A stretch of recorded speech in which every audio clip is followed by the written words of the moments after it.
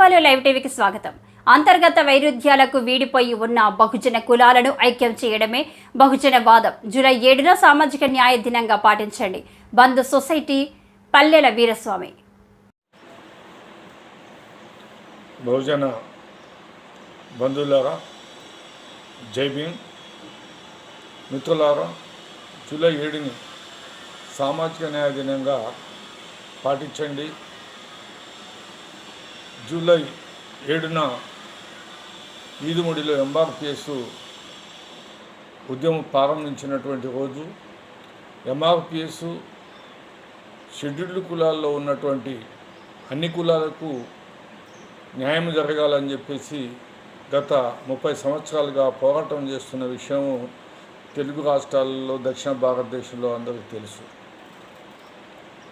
తెలంగాణ ఉద్యమం సంబంధ వర్గాల కోసం ఎట్లయితే కొట్లాడిందో అదేవిధంగా ఎంఆర్పిఎస్ కూడా ఈ సమాజంలో ఉన్నటువంటి అనేక సమస్యల మీద పోరాటం చేసిన చరిత్ర మన కళ్ళ ముందు కనపడుతూ ఉంటుంది.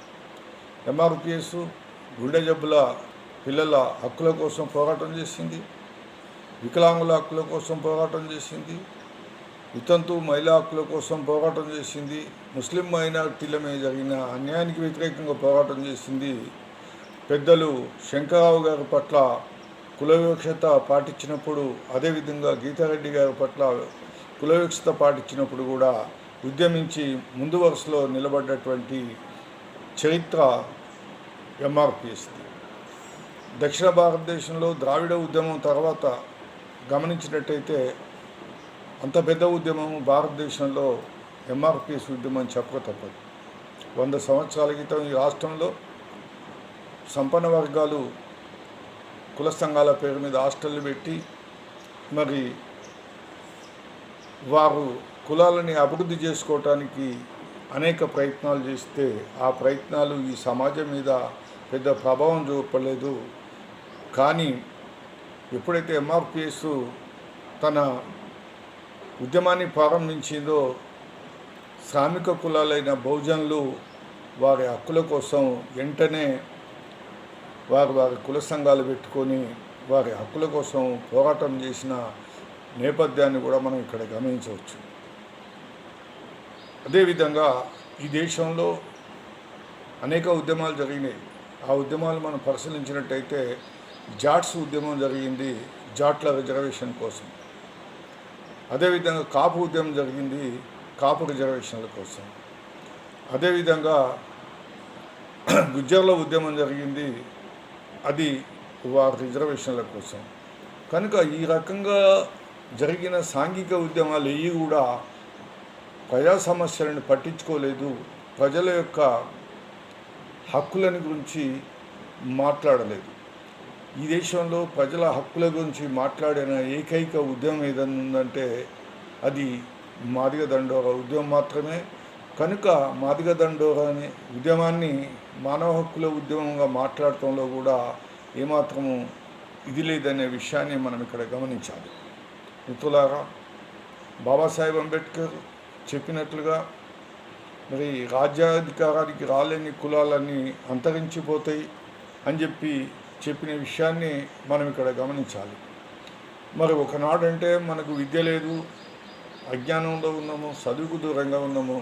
మరి ఈరోజు మనం చదువుకొని రిజర్వేషన్ ద్వారా చదువుకొని ఎగ్జిక్యూటివ్ విభాగంలో ఉన్నాము, లా అండ్ ఆర్డర్లో ఉన్నాము, సివిల్ సర్వెంట్గా ఉన్నాము. మరి ఇంత ప్రభుత్వాలను నడిపించే దాంట్లో మరి మన వంతు చాలా ఉన్నది. మరి ఇంత విద్యావంతులమైన మనము అంతర్గత వైరుధ్యాలుగా ఉన్నటువంటి ఈ చిన్న చిన్న సమస్యలను పరిష్కరించుకొని ముందుకు వెళ్ళలేమా? ఒకటి గుర్తుపెట్టుకోవాలా, బాబాసాహెబ్ అంబేద్కర్ తను ఒక విషయం చెప్తాడు, కులం పులాల మీద ఒక జాతిని కానీ నీతిని కానీ నిర్మించలేరనే విషయాన్ని మనం ఇక్కడ గుర్తుపెట్టుకోవాలి. అయితే మీరు అడగొచ్చు, మరి ఎంఆర్పిఎస్ ఒక కుల ఉద్యమం. ఎంఆర్పిఎస్ కుల ఉద్యమం కాదు, కుల కోణంలో అది ఎప్పుడు కొట్లాడుతుంది. 58 కులాలకు న్యాయం జరగాలి, సామాజిక న్యాయమే దాని ఎజెండా.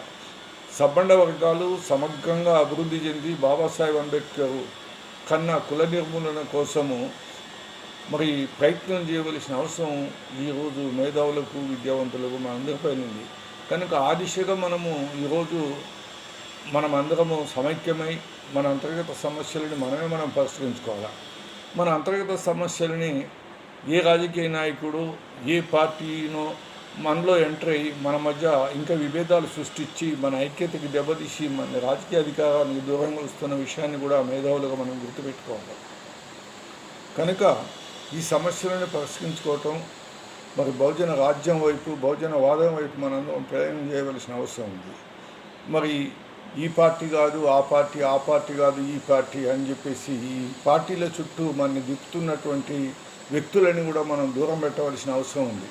పార్టీలు మనకు ముఖ్యం కాదు. మనకు ప్రజా సమస్యలు మన పీడిత కులాలన్నీ ఏకమై బహుజన రాజ్యం వైపు ప్రయాణం చేయటమే ఈరోజు మన ముందున్న తక్షణ కర్తవ్యం. కనుక మిత్రులారా, ఈ చిన్న చిన్న అంతర్గత వైరుధ్యాలని మనము వెంటనే చర్చించుకోవాలి, పరిష్కరించుకోవాలి. అదేవిధంగా ఈ ఉద్యమాన్ని ఎవరైతే కొంతమంది మిత్రులు వాళ్ళందరికీ మా అప్పీల్ ఏంటంటే, బాబాసాహెబ్ అంబేద్కర్ ఒక మాట చెప్పిండు, ఈ దేశంలో ఏ కులం ఇంకో కులంతో సమానం కాదు. ఇది ఒక నిచ్చెనమెట్ల సమాజం. ఈ నిచ్చెనమెట్ల సమాజం వర్టికల్గా ఉన్న నిచ్చెనమెట్ల సమాజాన్ని మనం ఆర్జెంటల్గా చేయగలగాలంటే వస్తున్నటువంటి రిజర్వేషన్ ఫలాలు కానీ రాజకీయ ఫలాలు కానీ అందరికీ అందేటట్టుగా మనం విద్యావంతులుగా మేధావులుగా మనమే ముందుండి అందనటువంటి కులాలకి అందని ఫలాలు అందనటువంటి వర్గాలకు అందించి వాళ్ళని కూడా మనతో పాటు సమానంగా తీసుకొచ్చి మరి మనము ఈ రాజ్యాధికారాన్ని సాధించడానికి మన వంతు ప్రయత్నంగా మనము సమాలోచన చేయాలి. కనుక మిత్రులారా, ఆ విధంగా కాకుండా ఇది ఒక కుల ఉద్యమం చూస్తే ఎప్పుడు కూడా మనం ముందుకెళ్ళలేము. కనుక దయించి ఇప్పటిదాకా మాదిగ దండోరా ఒక కుల ప్రతిపాదికన పోరాటం చేయలేదు.